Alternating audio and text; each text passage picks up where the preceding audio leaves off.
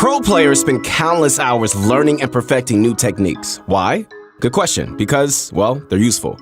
They work. Even if you think, you know what, I'm never going to use that technique. You know what, this is what I got to say to you. You just never know. It might come in handy, it might save your skin and even earn you a dub one day. What's going on, guys? It is your motivation guy. Make sure to follow me on my new Insta. That is at your motivation guy. Once again, at your motivation guy. Connect with me as soon as you can. I would love to hear from you. I'm not responding to anybody on my old Insta, only on this one. I want to help inspire you guys to be great in this game and also in life. So we're back again with 7 more pro techniques you probably aren't using. Most of these are not new or anything like that, but still, you'd be surprised at how little use they see. Whether your goal is to get more kills, survive longer, or even win more matches, these techniques are sure to help you guys. Do you have a technique that you love to use all the time? Well, I know a lot of players that, use the grenade strat that you see some of the pros use. They just love blowing stuff up, and that just makes it easy. But let me know what your favorites have been in the comments down below, okay? And if you're interested in learning even more, hey, we've got plenty over at ProGuides.com. On our site, you're gonna find dozens of courses teaching a variety of useful topics like aiming, come on now, building, and yes, even special techniques. For instance, our secret building techniques series takes you through the steps needed to learn all the moves that are going to give you an advantage on the battlefield. To start, follow the link in the description or visit ProGuides.com. Ladies and gentlemen, this is my favorite time. You know why? Because it's time to sit back, relax, and grab my favorite candy that I am addicted to, and I'm proud of it. And it is that bunch of crunch. And let's get this going. So, a while back, we showed you guys a not so well-known technique to attack a wall from behind your ramp, right? That still works and definitely still has some use, but there's another application that we didn't discuss. You guys ready to hear that? That same trick can also be set up to hit a floor piece through a cone. Now, this is useful for tricking turtling opponents into thinking you won't be taking their top floor piece. To do this, so approach your turtling opponents one by one from the top, right? Either place your own cone piece if they haven't yet, or remove it and just replace it with your own. Once you own that pyramid, edit it to reveal one of the corners, either the right or the left. Swing your pickaxe at the very edge of their floor piece, then quickly reset the cone. From here, and I mean right here, the enemy is gonna think that you can't hit their floor. But if you swing on that harvesting circle, you can actually attack it through the cone. So do that, all right? And pull out your floor to replace it. Then edit through both to reveal your opponent for the kill.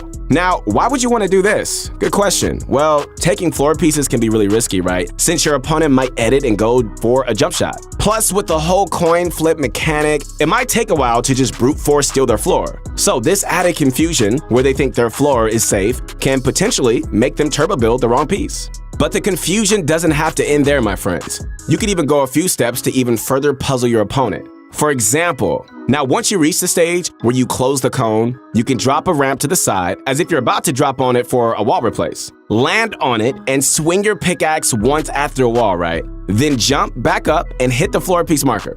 Place your own floor and edit through for the elim. When this is done quickly, it barely takes any extra time, and you know what? It just really confuses your opponent as to what piece you're hitting. Unless they know the technique as well, there's no way your opponent is turbo building a floor piece. And all this can be done within a few seconds, so there isn't too much wasted time.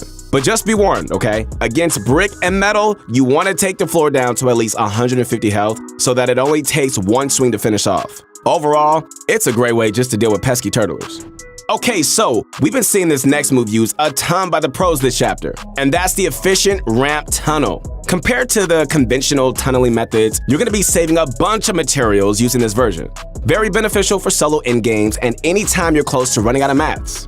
So to do this, you're going to need to start with the floor piece just like how you would any other tunnel. Then as your character reaches just before the halfway point of the floor, you look down and place a ramp. Got it? All right. You should end up underneath the stairs you place, not on top of them. Then place another floor to your right, walk forward, and another ramp. From here, you pretty much got it. You just keep alternating left and right to tunnel diagonally. This tunnel provides pretty decent coverage. The ramp can block shots from behind you and partially from above you. However, some angles on the side is going to leave openings. You can always add a wall after each ramp for extra coverage, but you know what? That's optional. We noticed Booga's been using this tunnel a lot recently, and he's just much more liberal with it. He just feels free with it. If he feels like he needs additional walls or protection, he can add them, but the method at its core is the same. Okay guys, so just a couple of tips. Make sure you're not turbo building at any point during this, okay? If you hold turbo build, you'll place the ramps too early and it'll completely mess up your cover. So, my friends, place each floor and ramp with individual clicks for the best results. Also, you gotta understand that this tunnel leaves you much more exposed than the standard method, okay? Since you're only using 2 mats instead of the 4 or 5 that traditional tunnels take, there are slight gaps if your opponents have the right angle. So really, only use this if you're running low on mats or if you're just desperate to conserve. Alright guys, so this next move is a wall edit style known as the Kanata Classic. Named after the up-and-coming young phenom Kanata for making it popular. It's relatively simple. All you're doing is really like performing a wall edit where you punch out everything but the bottom 2 tiles in the left column. To perform it as Kanata does, start with the top right tile, go all the way down, left by 1 tile, up all the way, and finish at the top left corner. This creates a tiny little wall in the corner, right? That bit is enough for you just to hide behind and go for jump shots or right-hand peeks against players pressuring your box. After you shoot, you can quickly aim at that piece and reset the wall to get your cover back. Just make sure that you're positioning close to where the section will be before you confirm. So, why would you want to perform this over your regular wall edit? Well, first, you know what? It's unpredictable. Reading a peek with most other edits is pretty straightforward, but with this one, you can right-hand peek or you could just go up for the jump shot, making it much harder for the enemy to predict. You know, another reason is to deny your opponent's pickaxe swing. The best time to go for an edit play is when the enemy is outside your box, is swinging their pickaxe. The only problem is if you make the edit while they're mid-swing, they might still hit your wall and replace it. Then you're left in a pretty uncomfortable, sticky situation. Since the Kanata Classic leaves a very minimum area for them to hit, there's a way higher chance their pickaxe won't connect. So that wall is just gonna stay yours. It takes some time to practice, guys, to get used to this, all right? Practice makes perfect. It really does. But once you get it down, man, it's a fantastic way to go for aggressive peaks. All right, so the next technique is a classic that you definitely need to start using, like immediately, if you aren't already. It's the rocket launcher shotgun combo, which lets you get free damage in on pretty much any box-up player. It's effortless too, to be honest. All you gotta do is fire an RPG at a player behind some builds, pull out your shotgun, line up your crosshair, and fire right as the rocket hits. With the right timing, they can build fast enough to block that shotgun hit. Of course, you do have to have some sort of idea of like where your opponent is. If they're behind a fully built metal structure, this trick is not gonna work. Not only will the metal survive the rocket, but you know what? It's gonna be hard to spot your target as well. But if they're behind wood or something that's still building, the rocket devastates everything in its path so you can land a hit. It may seem like a simple trick, and it is, but we continuously see players with both weapons in their inventory not utilizing this trick. Even if you miss the timing, you haven't really lost out on anything. So next time you go to rocket somebody else's base and you're within range, remember to combo your shotgun along with it. All right, coming up next, another simple but effective trick. This one, we're calling the Better Turtle Ramp. It doesn't seem very useful at first, but it's advantageous in several ways. So, anytime you're playing defensively in your own box and someone like takes your wall, your first move is usually to jump and place a ramp, right? Come on, we all know that's true. But instead of putting the ramp forward, you should turn around, look down, and place it that way. So there are a few reasons why you want to get used to placing your stairs this way. First and foremost, and I know that, I know a lot of people this has happened to. If your opponent replaces your wall and edits it open, the ramp you try to place sometimes ends up a tile right in front of you, meaning outside your box and not protecting you. If you turn around and look down to put one, it'll always connect in your box and keep you safe. Not only that, but the most reliable escape route when your wall gets taken is almost always editing out the back of your box. Placing the ramp this way can be done as you're turning around, and it just saves a bit of time. A third reason is to block above you as well. If your cone and floor pieces get taken, a forward ramp isn't going to do anything unless you're toward the front of your box. So turning around and placing it this way protects you from any attack from above. There are plenty of more reasons too, but the main ones are just that it's safer. Generally, it just covers more angles, and it's just more intuitive for you when you're expanding out. Remember when Nick A30 was considered an editing phenom? Man, those are the days, right? But this knowledge of editing is still hot because recently, Nick showed this exclusive trick on his stream involving a peculiar edit we've never seen. All right, so let's just say it's the end game. You're holding the high ground and you want to go for rifle shots on players rotating in. There's a massive risk editing your wall or a window open and going for shots. You might get sniped or lose a bunch of health from a third-party player. So Nick came up with this flexible, cost-effective way of adding cover when you go for shots. So start by editing your wall open, then placing 2 cones in front, one at the top and one at the bottom. You edit 3 tiles on the bottom cone, right?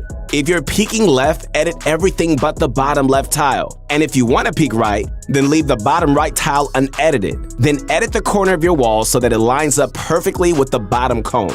Place a pyramid in your box as well, okay? And edit the same corner as you did for your wall to create a ramp that adds more protection. Then anytime you want to go for another angle, you can reset the cones and your wall and set them up the other way. You know, it takes valuable time placing cones and editing them, so try to set this up in advance. Figure out what direction players are likely to rotate in from and put the cones down before the storm starts closing in. You don't want to be setting this up when there's shooting to be had, because by the time you finish, you might lose your opening. So always try to place the cones before engaging. This final move isn't like a specific technique, as it is a general strategy, and that's shooting structures with your shotgun. You know, many people don't even know this, but the tactical shotgun actually does pretty decent damage towards structures. It does. The epic and legendary variants hit as hard or harder than a pickaxe with each shot.